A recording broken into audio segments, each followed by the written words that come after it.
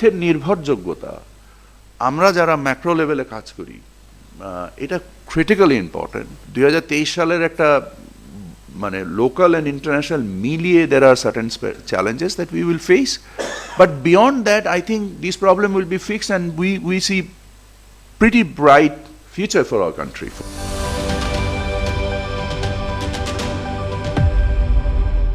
Basically আমরা এখানে যারা বসে আছি আমরা সবাই মোরলেস at macro level activities involved. So if you're asking of a specific industry, ceramics, and there are primarily three branches of ceramics, which is tableware, sanitary and tiles.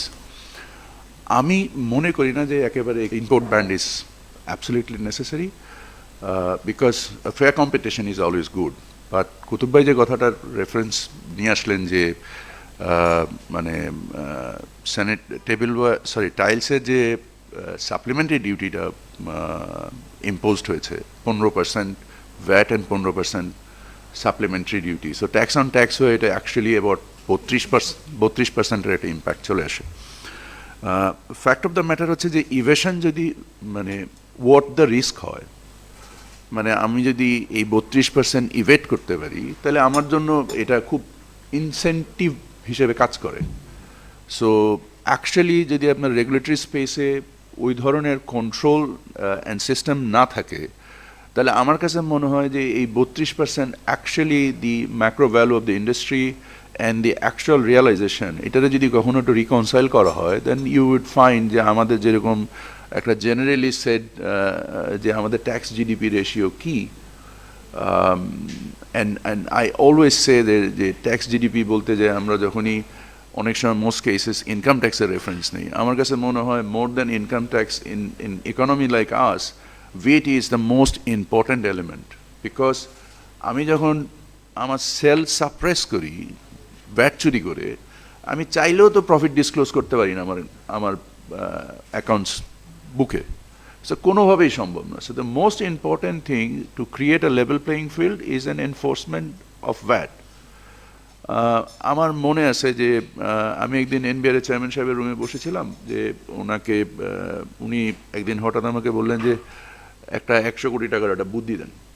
তা আমি বললাম যে স্যার একটা কাজ করেন, আমার একটা ছোট্ট ব্যবসা আছে, আমি জর্দার ব্যবসা করতাম ওই সময়, I have sold, I exited that business.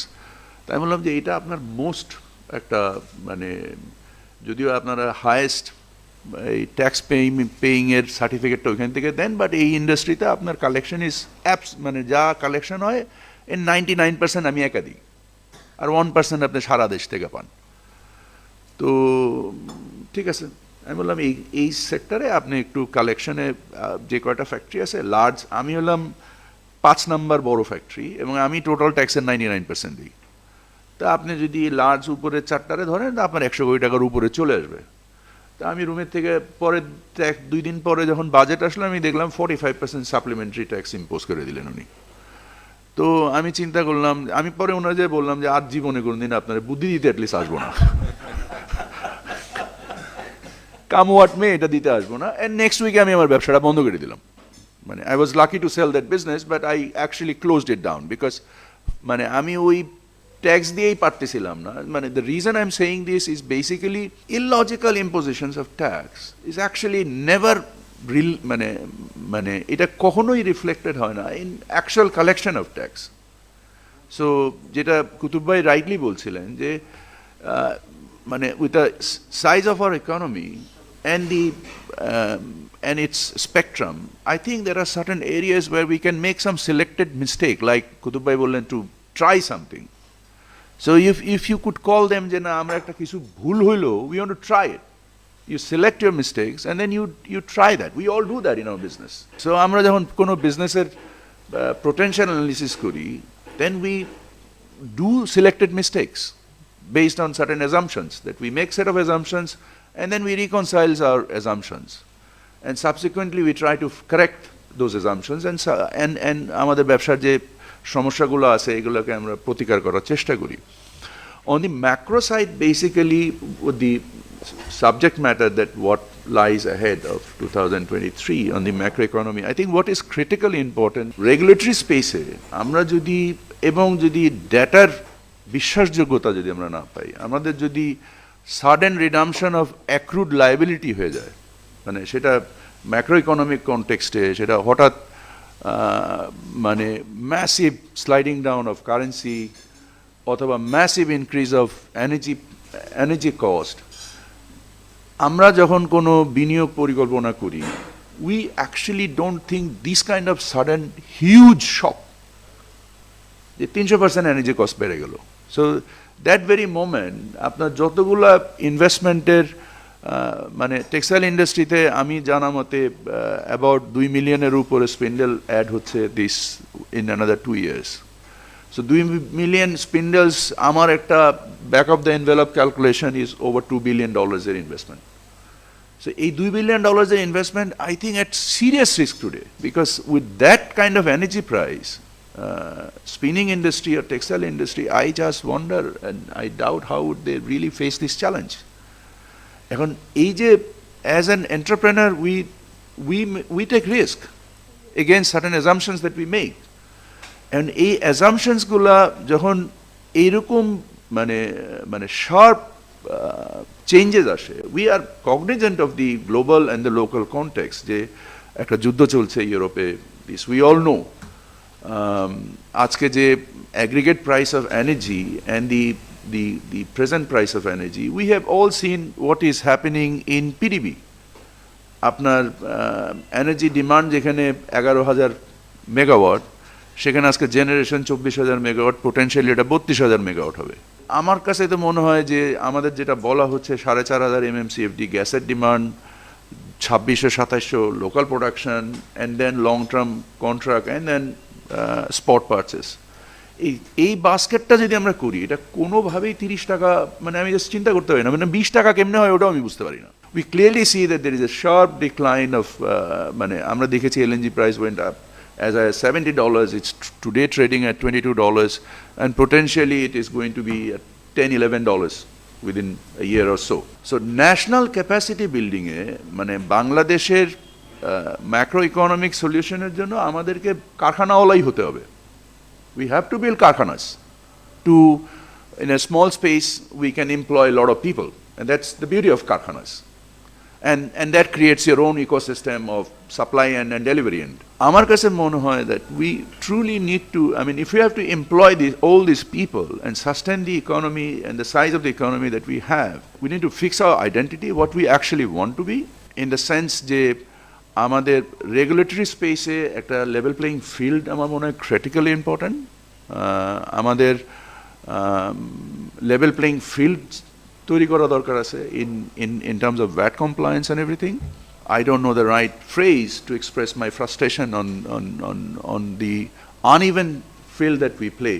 শিষ্টের পালন and দুষ্টের দমন করার জন্য we need to actually bring, because আমরা যখন আমাদের রেগুলেটরদের সাথে এঙ্গেজড হই, যখন কথাবার্তা বলতে যাই, আমাদের মধ্যে অনেক সময় হতাশার জন্ম নেয় যে আমরা অ্যাক্রস দ্য টেবিলে কেন জিনিসটা কমিউনিকেট করতে পারছি না।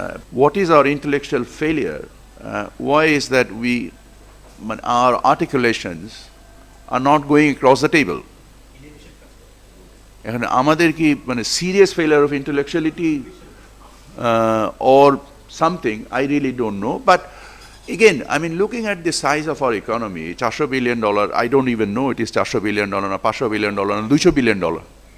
Okay, so I actually don't know, because data BBS থেকে আমরা যেটা পড়ি, that sometime is also a good mystery. We cannot collaborate. I mean, when we try to add 2, 2, 4, এটা করতে পারি না, 5ও না 1.5ও হয়ে যায় অনেক সময়। 2 + 2 = 1.5 কীভাবে হয় বুঝতে পারি না, কারণ অনেক ডেটাকেই মিলাতে পারি না। সো আই থিঙ্ক এই ডেটা স্যানিটি এবং এই তথ্যের নির্ভরযোগ্যতা, আমরা যারা ম্যাক্রো লেভেলে কাজ করি, এটা ক্রিটিক্যালি ইম্পর্টেন্ট। গভর্নেন্সের ক্ষেত্রে একটা লেভেল প্লেইং ফিল্ড তৈরি করা ইজ ক্রিটিক্যালি ইম্পর্টেন্ট। আমাদের domestic demand is there. I mean this 170-80 million populations, they will need product and services.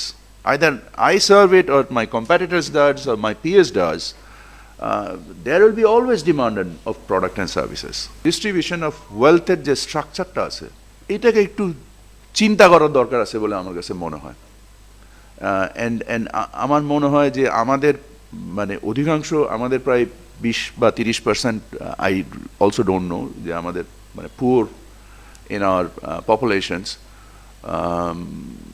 এই এবং আমাদের যে আদার মিডল ক্লাস, আমাদের যে পার ক্যাপিটা ইনকাম যেটা আমরা বিবিএস আমাদেরকে বলে, এটাকে যদি আমরা মানে একত্রিত করি, then we see that there is a serious demand of the industry.